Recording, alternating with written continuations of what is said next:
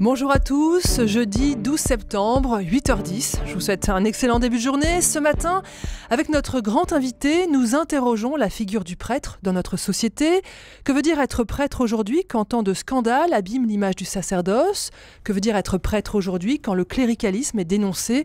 Que veut dire être prêtre aujourd'hui quand la société ignore à ce point ceux qui décident de consacrer leur vie à Dieu et au service de sa parole? Cédric Burguin, bonjour. Bonjour. Vous êtes prêtre du diocèse de Metz, vous êtes docteur en droit canonique, vous enseignez à l'Institut catholique de Paris, vous êtes également directeur au séminaire des Carmes. Vous venez de publier aux éditions du Cerf, Prêtre, envers et malgré tout, un livre de réflexion sur la prêtrise qui n'est surtout pas un métier, mais une vocation. Cédric Burguin, vous êtes un prêtre heureux ? Moi, je suis un prêtre heureux, oui, parce que j'aime ce que je fais, j'aime la consécration de ma vie. Mais après, je trouve que la question est toujours biaisée parce que il faudrait se demander ce qu'est être heureux. Si la définition du bonheur pour vous, c'est d'avoir l'indication du bonheur au top tous les jours, 24 heures sur 24, 7 jours sur 7, c'est pas le cas. Parce que, et c'est ce que je dis un peu dans mon livre, le ministère, le sacerdoce a ses joies et ses peines, ses difficultés, comme toute vocation, comme tout métier, comme toute action, comme tout don de soi. Et c'est peut-être d'ailleurs une des difficultés, je trouve, c'est que on se focalise peut-être un peu trop sur la question du bonheur, comme si c'était absolument le critère ultime de décision de nos vies, d'engagement dans la foi, etc. Le Christ n'a jamais complètement promis le bonheur et l'extase à ses disciples. Vous voyez ce que je veux dire ? Mais vous êtes bien dans votre vocation. Je suis bien dans ma vocation, évidemment. Alors je vais vous taquiner un peu. Est-ce que vous êtes bien dans votre vocation parce que vous n'êtes pas en paroisse ? Non. Et je peux vous dire que je suis pas sûr que... alors je le dis dans le livre, c'est sûr que je semble avoir une mission peut-être un peu plus facile, mais comme canoniste, je vois aussi toutes les difficultés et la misère de notre vie ecclésiale. Je suis confronté régulièrement à la souffrance des couples, dans leur mariage, qui Vous avez viennent écrit beaucoup de livres à ce sujet. frapper aux portes des officialités pour les questions de nullité de mariage, la question de l'enseignement, la question du droit et de la justice dans l'Église. La formation des futurs prêtres n'est pas si simple dans le contexte d'aujourd'hui. Donc non, je pense pas qu'il faille opposer, et surtout pas le faire, opposer différentes missions dans l'Église. Alors Cédric Burguin, vous écrivez dans votre livre « À trop parler de la crise des abus sexuels dans l'Église, on risque de passer à côté de celle qui ronge nombre de prêtres qui ne sont en rien des abuseurs ou des criminels. » Cédric Burguin, une crise peut en cacher une autre ? Une crise peut en cacher une autre, oui. C'est-à-dire que, en fait, il peut y avoir, et on revient à votre première question sur la question du bonheur, il peut y avoir aujourd'hui une difficulté à vivre le sacerdoce dans la société sécularisée telle qu'on la connaît, qui soit méconnaît le sacerdoce, ou alors même le décrédibilise. Et donc la solitude des prêtres, leur difficulté à évangéliser, à voir peut-être là aussi où on va, enfin d'avoir une vraie visée, peut rendre le sacerdoce un peu difficile. Et je trouve que on se focalise beaucoup sur ces questions d'abus, on réfléchit beaucoup aux questions d'autorité, de pouvoir dans l'Église, etc. On y reviendra, oui. Mais en fait, on a peut-être du mal aujourd'hui à exprimer ce qu'est le sacerdoce et à voir quelle est profondément la vocation d'un prêtre. Est-ce que vous avez le sentiment que beaucoup de vos frères prêtres sont en souffrance ? Je ne sais pas si je dirais beaucoup. En tout cas, il y en a. Et comme c'est parfois des souffrances qui sont un peu tues, vous savez, on a toujours comme une forme de gêne à exprimer ses difficultés, etc. Le prêtre envoyé comme pasteur vis-à-vis d'une communauté quelle qu'elle soit, je le dis un peu dans le livre, se doit d'être un peu devant, et donc forcément il y a comme une forme d'image d'Épinal qui se forge autour de lui, et donc un prêtre qui exprimerait quelques souffrances, quelques difficultés, etc. Quels sont ces lieux de parole et ces lieux de partage ? Et moi je pense que il faut que en peuple de Dieu nous nous saisissions, nous repensions nos rapports prêtres laïcs, parce que c'est ainsi qu'on pourra faire face. Je ne sais pas si c'est un manque de bienveillance, en tout cas il y a au moins un manque de compréhension. parce que cette difficulté à comprendre le sacerdoce, elle se retrouve non seulement dans la société, mais aussi quelque part dans le peuple de Dieu. Et j'ai écrit ce livre pour que ensemble nous puissions réfléchir à nos relations ecclésiales. Qu'est-ce que ça veut dire être prêtre en 2019 ? Alors, vous avez pu l'écrire et on vous l'a reproché que les prêtres n'étaient pas des hommes comme les autres. Qu'est-ce qui vous distingue à ce point ?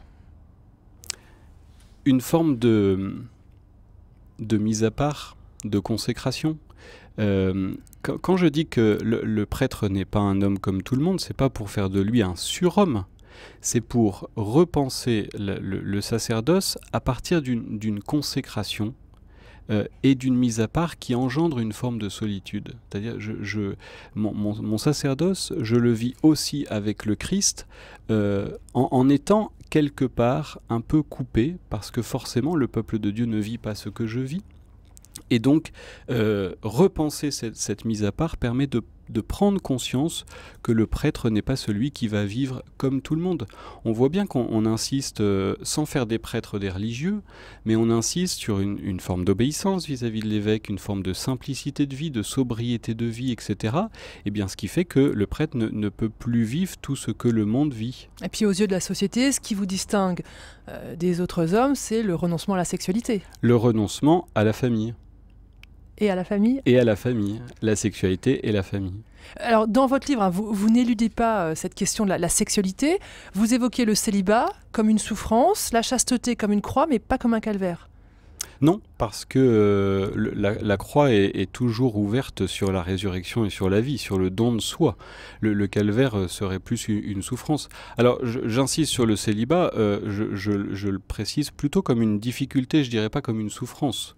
Voilà. Et je le relis non pas simplement à la lumière du renoncement à la sexualité ou à l'exercice de la sexualité, pour être précis, parce que j'espère qu'un prêtre ne renonce pas à sa masculinité, vous voyez ce que je veux dire.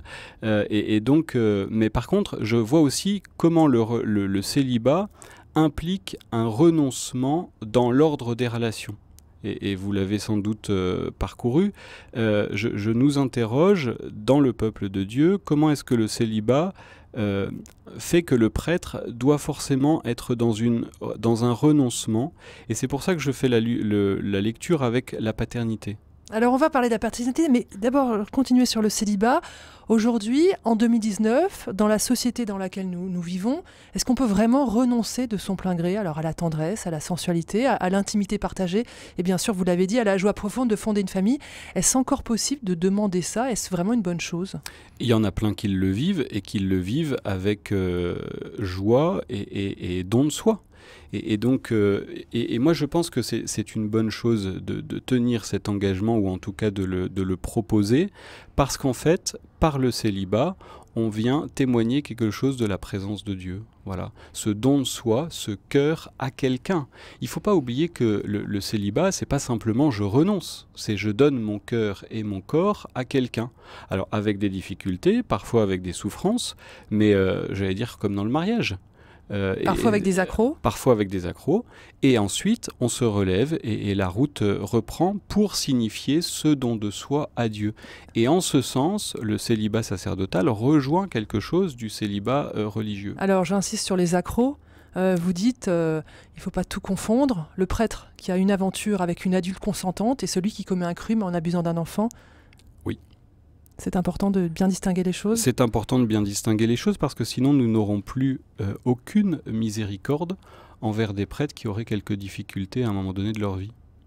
Et il faut accompagner ces prêtres, il faut sûr, de la bienveillance. Il faut non seulement comprendre pourquoi ils auraient chuté, et ensuite se doter de moyens pour les accompagner, leur permettre de se relever et de reprendre la route dans une plus grande fidélité. Cédric Burguin, dans votre livre, on vous sent agacé par la lutte déclarée par le pape François contre le cléricalisme. Il ne faudrait pas jeter le bébé avec l'eau du bain ?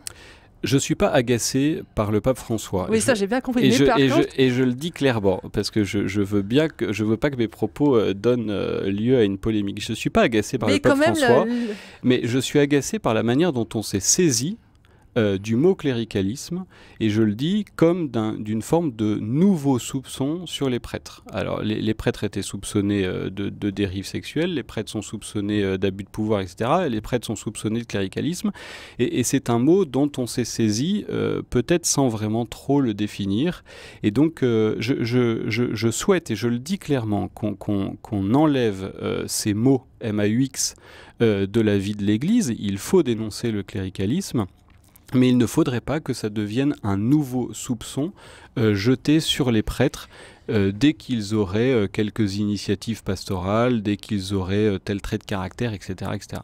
Et face aux difficultés autour des relations entre prêtres et laïcs, qu'on peut souligner cette question du cléricalisme, vous dites qu'il faudrait retrouver le sens de la paternité des prêtres. Alors vous allez nous expliquer ça. La paternité des prêtres, pour moi, est une des clés pour se distinguer du cléricalisme. Parce qu'à partir du moment où on va avoir une juste compréhension de la paternité, on évitera une question de trop grande autorité ou d'abus de pouvoir. Pourquoi ? Parce que je fais l'analogie avec la paternité biologique. La paternité biologique, elle a pour vocation de faire advenir l'enfant à sa maturité et à sa liberté. Comme le dit le livre de la Genèse, l'homme quittera son père et sa mère. Et donc la paternité est un accompagnement qui permet à l'autre, à l'enfant, entre guillemets, de prendre son envol. Et donc la paternité sacerdotale, c'est justement pas un pouvoir sur les fidèles, c'est d'abord un accompagnement qui permet ensuite aux fidèles de vivre de sa liberté et de sa maturité dans la foi. Donc vous voyez, je fais la distinction, la paternité est en fait une autorité qui renonce, une autorité qui s'éloigne, une autorité qui s'efface. Et je prends le contre-pied. Il n'y a pas un risque d'infantiliser les laïcs, puis il n'y a pas un risque de confusion aussi? Mais non, justement, c'est de montrer que le prêtre accompagne et ensuite le laïc vit de sa propre liberté, vit de sa propre maturité ecclésiale. Et donc le prêtre n'est pas là pour diriger sa conscience, comme un père de famille n'est pas là pour diriger ses enfants devenus adultes qui font leur vie. Vous voyez ce que je veux dire? C'est justement une paternité définie par cette mise à distance qui évite ces questions d'abus et d'autorité. Alors vous évoquez cette question d'autorité à un moment où justement certains laïcs demandent plus de collégialité. Oui, mais ça c'est... L'un n'empêche pas l'autre. L'un n'empêche pas l'autre. Dans une famille, avec le père de famille, il peut y avoir des décisions qui sont prises ensemble, etc. Vous voyez ce que je veux dire? C'est justement pour moi une manière de déconnecter la paternité du prêtre, pour ne pas jeter le bébé avec l'eau du bain, de toutes ces questions de répartition de pouvoir et d'organisation et d'autorité. Mais vous n'avez pas le sentiment qu'en faisant du prêtre le fils de l'évêque, en faisant l'évêque le père du prêtre, on n'est pas un peu dans la confusion des relations et qu'après ça pose un certain nombre de difficultés comme on a pu voir dans certaines affaires en justice aujourd'hui? Mais en tout cas, l'évêque a une forme de paternité vis-à-vis de ses prêtres. Et justement, je ne voudrais pas que la crise actuelle gomme cet aspect important de nos vies. Parce que sinon, on va réduire l'évêque et la relation évêque-prêtre à une seule relation administrative, une seule relation éventuellement de sanction, et on va gommer justement ce côté fraternel, filial, qui doit marquer le peuple de Dieu, qui marque la structure ecclésiale. Cédric Burguin, dans votre livre, vous invitez les prêtres à redevenir pasteurs. Qu'est-ce que ça veut dire? Ça veut dire permettre aux personnes de cheminer avec le Christ. Le pasteur est celui qui marche avec le troupeau. Vous voyez ce que je veux dire? Et parfois, je le dis d'ailleurs aussi avec une très belle citation de la Congrégation pour le clergé, parfois le pasteur est devant pour montrer la direction. Parfois, il est derrière pour aider les fidèles un peu plus souffrants, etc. etc.